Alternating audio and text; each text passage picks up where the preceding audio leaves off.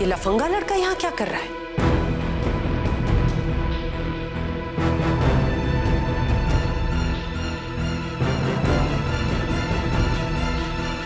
ये सारे बच्चे अनाथ आश्रम से बाहर ईशा के साथ।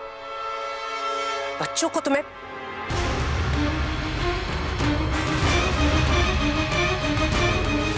तुम ईरा को लेकर दिल्ली चली जाओ। 1 हफ्ते के लिए ले जाओ उसको। जब तुम तीनों टाइम स्पेंड करोगे ना, तो मनोज को भी एहसास हो जाए कि ये बच्ची कितनी प्यारी है।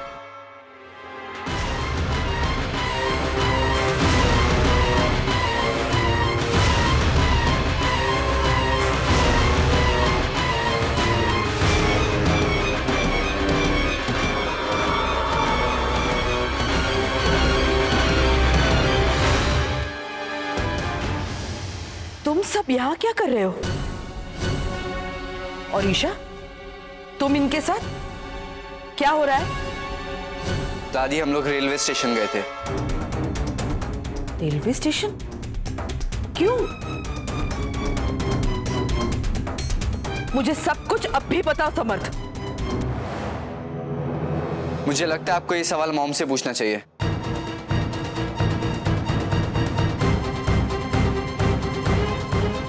उन्हें ज्यादा अच्छे से पता होगा, है ना मॉम? रेवती, ये क्या कह रहे हैं समर्थ? मैं भी जानना चाहता हूं, क्या है ये सब?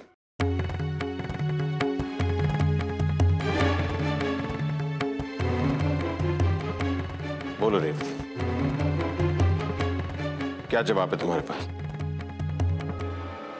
मैं तुम्हें एक ऐसी जगह ले जा सकती हूँ जहाँ पर तुम्हें इतना मजा आएगा कि दिन कैसे कट गया तुमको पता ही नहीं चलेगा। इतने सारे टॉयज, इतना बड़ा घर, इतनी सारी मस्ती हमेशा के लिए मिले तो कितना मजा आएगा। हमेशा के लिए? और ये अच्छी सी आंटी और वो अंकल तुम्हारे मम्मी पापा भी बन सकते हैं। मुझे मेरी ईशा के साथ ही जाना है। फिर हमारे बाबा आएंगे और वो हमें ले जाएंगे। अब मुझे ये पता चल गया कि तुम अपनी ईशा से कितना सारा प्यार करती हो और अपने बाबा से। तो मैंने डिसाइड किया है कि मैं तुम्हारी मदद जरूर करूंगी। कैसी मदद? अरे वही, मैं तुम्हें तुम्हारी ईशा और तुम्हारे बाबा से मिलवाऊंगी। सच? तुम एक काम क्यों नहीं करती? ईरा को तुम दिल्ली वाले घर में ले जाओ 1 हफ्ते के लिए, और मनोज भी वहीं पर। जब तुम तीनों साथ होगे ना, तो देखना मनोज कितने अटैच्ड हो जाएंगे इस बच्ची से।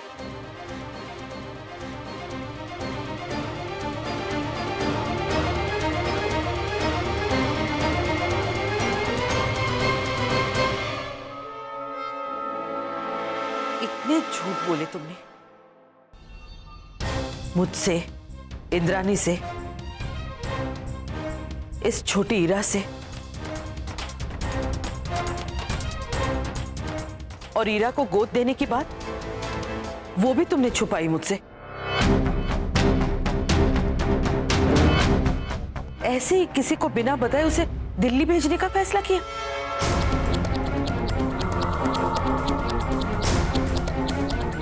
क्यों रेवती, क्या मिला तुम्हें ये सब करके? मुझे क्या मिलता माँ, लेकिन हाँ, इस छोटी सी ईरा को एक बेहतर जिंदगी जरूर मिल जाती।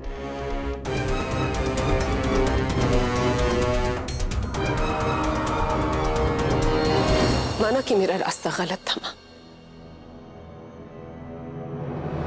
लेकिन अब आप मेरी नियत पर भी शक कर रहे हैं।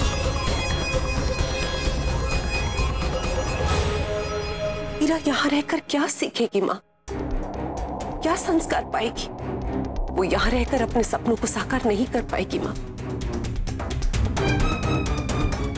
सिर्फ इसीलिए मैं चाहती थी कि उसे एक अच्छा घर मिले, प्यार करने वाले माँ बाप मिले, एक अच्छी परवरिश मिले, एक अच्छा माहौल मिले, ताकि एक अच्छे स्कूल और कॉलेज में पढ़े और फिर एक दिन अपने पांव पर खड़ी हो सके।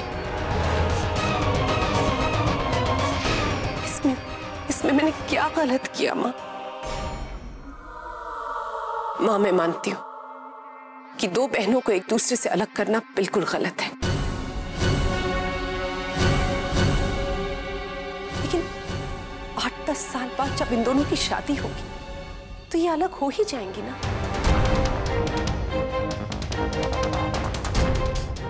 हमेशा तो अनाथ आश्रम में एक साथ नहीं रह सकते। माना तुम्हारा इरादा गलत नहीं था,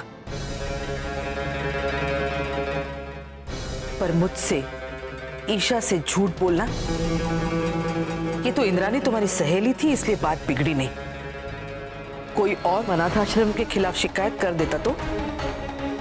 जब ईशा ने आश्रम के नियम तोड़े थे तब उसे सजा मिली थी।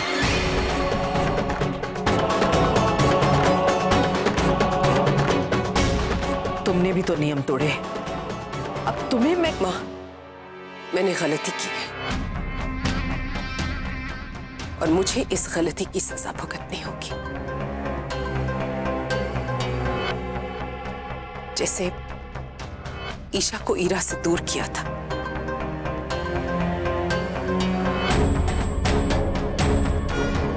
बिल्कुल वैसे ही अब मैं भी अपने बच्चों से दूर जाऊंगी।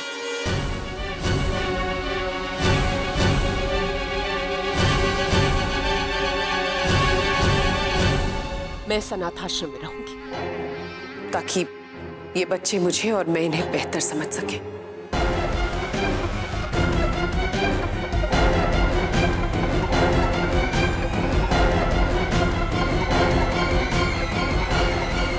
मैं जाके अपने कपड़े पैक करती हूँ। मैं जानती हूँ ये सब ईरा और ईशा को एक दूसरे से दूर रखने की वजह से हुआ है,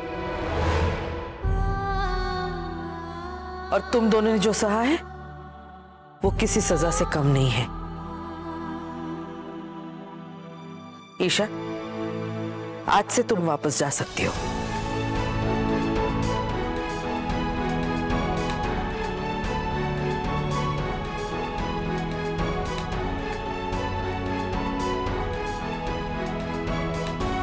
ईशा को तो मैंने 10 दिन की सजा दी थी, तुम सिर्फ 24 घंटे अनाथ आश्रम में रहोगी,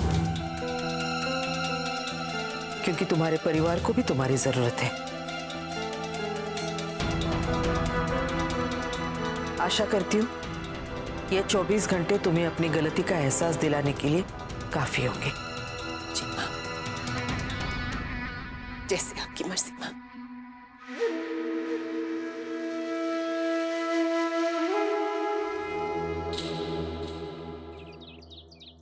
ईशा, अब सब कुछ ठीक हो गया ना? अब तू यहाँ रहेगी और ईरा भी। टिन्नू, अर्जुन, सैम, कटिंग, तुम सबने मेरी बहुत मदद की है, वरना ये सब कुछ नहीं हो पाता। तुम सबको बहुत धन्यवाद। इसमें धन्यवाद की क्या आवश्यकता है? वृंदा जी ने हमें दूरभाष पे पुकारा तो भला हम कैसे ना आते। और वैसे भी जो सहायता आपने हमारी की है उसकी तुलना में तो ये तुच्छ है। और क्या दोस्ती में धन्यवाद धन्यवाद। हाँ, अपन लोग ने तो कुछ किया भी नहीं है। अगर तू ना होती तो अपन लोग ईरा को कैसे बचाते? कम ऑन गाइस, तुम लोग क्या सारा क्रेडिट इस ईशा को दे रहे हो? पता है ये सिर्फ बातों की शेरनी है। ये तो इतना डर गई थी इसके दिमाग की बत्ती भी बंद हो गई थी।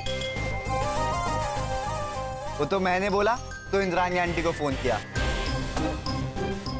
और तब जाके पता चला कि वो ईरा को लेके दिल्ली जा रही है। वैसे तुम लोग मुझे थैंक्स बोल सकते हो, मैं दोस्ती में भी थैंक्स ले लेता हूँ, मुझे कोई प्रॉब्लम नहीं है।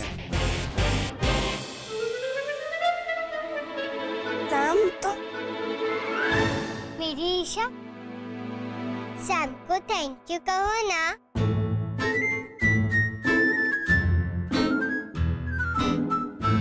Thank you Sam.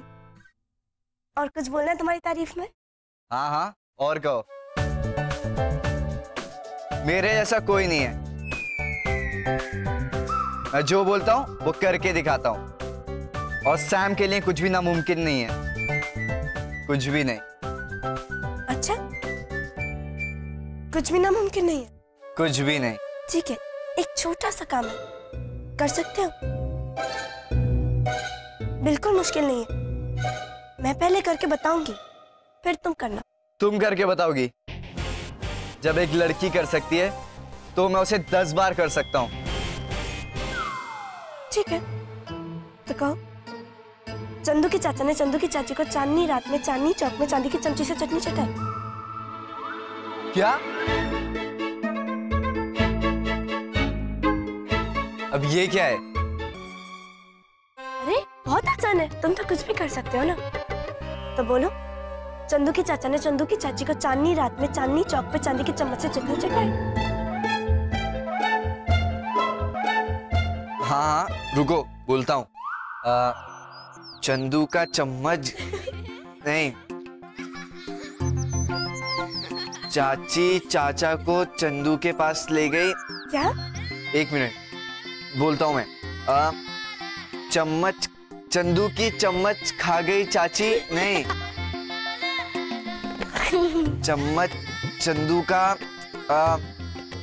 का चम्मच चाची ने। सैम, तुम तो कुछ भी कर सकते हो ना। मैंने कर लिया तो तुम? हाँ, जब तुमने कर लिया तो मैं तो कर ही लूंगा। बिल्कुल। देखना, चंदू की चाची चाचा को खा गई। चंदू की चाची ने चम्मच खाया। ओह गॉड, एक पूरा दिन उस अनाथ आश्रम में बिताना है। 5 मिनट उन बच्चों के साथ रहती हूँ, पागल हो जाती हूँ मैं।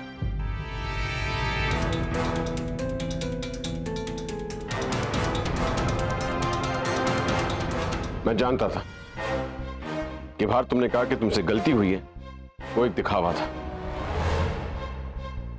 मैं ये भी जानता हूं कि तुम चाहती थी कि इंद्राणी ईरा को गोद ले, वो भी इसलिए कि मनोज तुम्हारे रिजॉर्ट वाले प्लान्स अप्रूव कर दे। और इसीलिए नहीं, तुम ईरा का फ्यूचर अच्छा देखना चाहती हो। क्या हो गया है तुम्हें रेवती? तुम अपने मतलब के लिए कुछ भी करोगे, मॉम को धोखा दोगी, मुझसे झूठ बोलोगी। जिस रेवती को मैं जानता हूं वो ऐसी नहीं थी। तुम सही कह रहे हो, जिस रेवती को तुम जानते थे वो ये नहीं है, क्योंकि उस रेवती की कोई जरूरत थी ही नहीं, और जो जरूरतें थी वो हमेशा पूरी की जाती थी। उस रेवती के पास सब कुछ था, लेकिन इस रेवती के पास कुछ भी नहीं है। इसका पति जेल जाने वाला है और इसके बच्चे सड़क पर आने वाले, और वो मैं नहीं होने दूंगी। उसके लिए मैं कुछ भी करूंगी गिरीश। कुछ भी? हाँ, कुछ भी। ना मुझे इस बात का गिल्ट होगा और ना मैं किसी से माफी मांगूंगी इस बात की। मैं तुम्हारी माँ की तरह नहीं हूं गिरीश, जिन्हें पूरी दुनिया की फिक्र रहती है। मुझे अगर फिक्र है तो सिर्फ अपने पति और अपने बच्चों की, बस।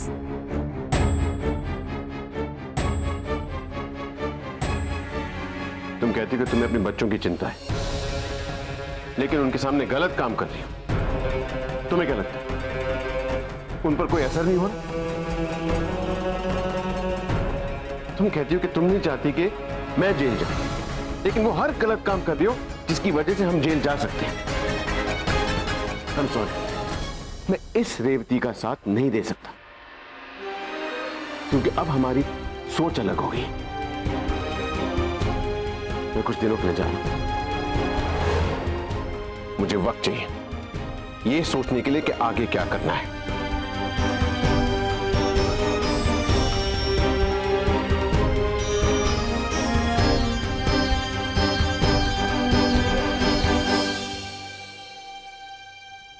सब कुछ मैं अपने पति और बच्चों के लिए कर रही हूँ, और आज मैं उनकी नजरों में इतना गिर गई हूँ कि मुझसे कोई बात भी नहीं करना चाहता।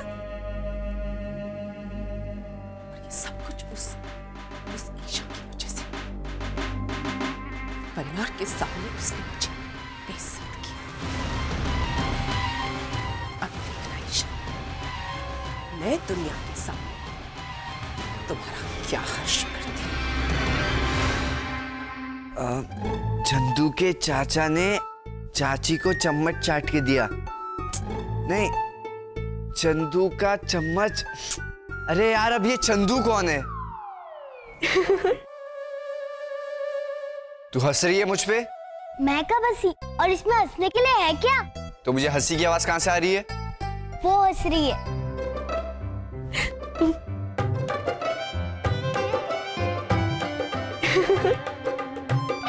अच्छा, तो तुम भी आ गई यहाँ पे? मुझे फंसा के मजा आ रहा है ना? अब क्या मुझ पे हंसने आई हो? मुझे और भी काम है। मैं अपना सामान लेने आई थी और कू को बाय बोलने आई थी। बाय कू, मैं जा रही हूँ, लेकिन तुम्हें हिंदी पढ़ाती रहूंगी। नहीं, अभी हिंदी नहीं, मुझे किसी और चीज की चिंता हो रही है। चिंता हो रही है? लेकिन अभी तो तुम्हारी हिंदी पहले से अच्छी हो गई है ना, फिर चिंता किस बात की? वो मैं अपने पापा के लिए फादर्स डे कार्ड बना रही थी, पर समझ में ही नहीं आ रहा है कि क्या लिखूं। अच्छा, मैं तुम्हारी हेल्प करूं? तुम क्या हेल्प करोगी?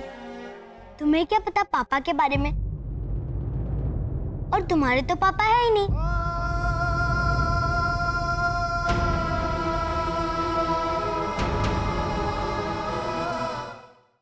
तुम्हें क्या पता पापा के बारे में? और तुम्हारे तो पापा है ही नहीं।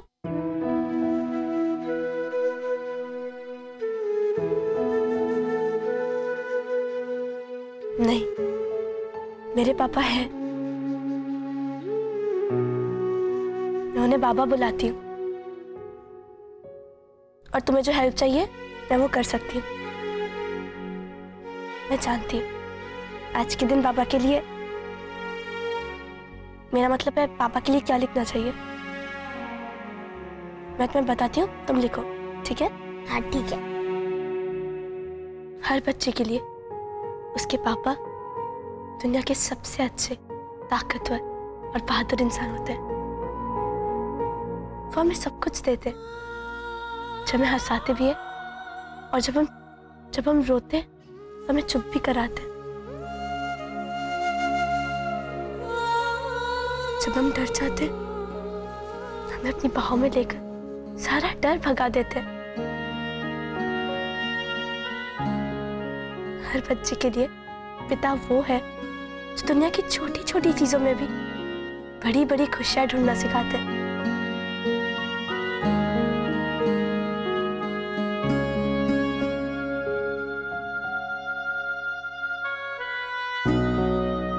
जब हम खुश होते हैं वो भी हमारे साथ बहुत खुश होते हैं, और जब हमें चोट लगती है उन्हें हमसे ज्यादा दर्द होता है।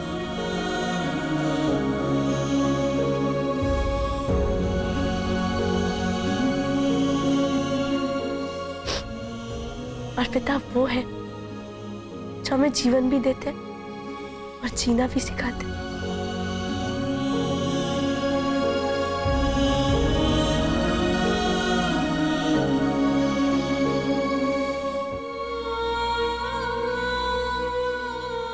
मुझे तो पता ही नहीं था कि तुम्हारे भी बाबा है, और वो भी इतने अच्छे बाबा। फिर तुम अनाथ आश्रम में क्यों रहती हो? वो उन्हें कोई मुसीबत थी, इसलिए वो हमें कुछ दिनों के लिए अनाथ आश्रम में छोड़कर गए थे, और वो आने वाले बहुत जल्द। फिर मैं, हीरा और बाबा हमेशा साथ रहेंगे।